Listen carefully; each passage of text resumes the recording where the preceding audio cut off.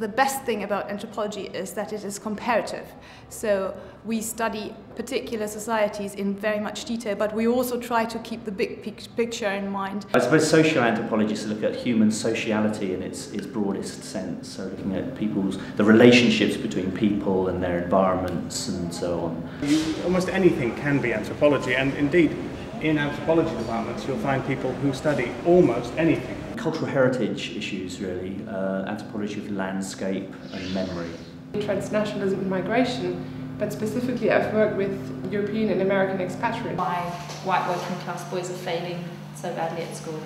The unique aspects of being human cultures, human beliefs, human practices. Representations of bodies across kind of time and geographically. Working with sculptors who make stone images that get turned into gods. Museum collections and ethnographic objects. How do we make up? How do we change our hair? What clothes do we wear? How do we hold ourselves? How are we? How do we go about in the world? You imagine it being just kind of like looking at primitive people and seeing what they get up to, and then you realise that these kind of concepts are very outmoded, and really that the kind of richness of other cultures has a lot to teach you about your own culture.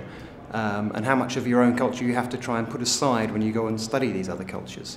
The thing about fieldwork is why it's useful to go to another culture and spend time there is you can learn certain ideas, you go into a new place. Nowadays we're all aware of different cultures, we see different people, and you get a certain idea of the differences. It might be difference of dress, difference of ways of speaking.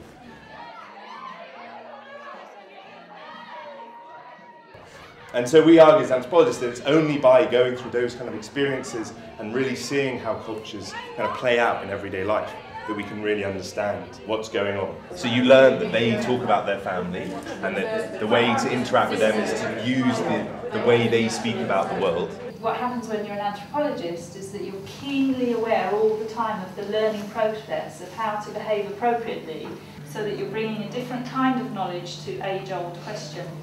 These things no one teaches us, we almost pick it up by watching and looking and making a few mistakes here and there. What an anthropologist, a social anthropologist, brings to this is a real kind of awareness of trying to understand a culture from within, rather than to just project their own sets of ideas onto a kind of cultural context. These objects still have an intense meaning related to the context in which they were made. So, in fact, this is showing a man on the left and a killer whale on the right. It's a shapeshifter, changing from one form to another.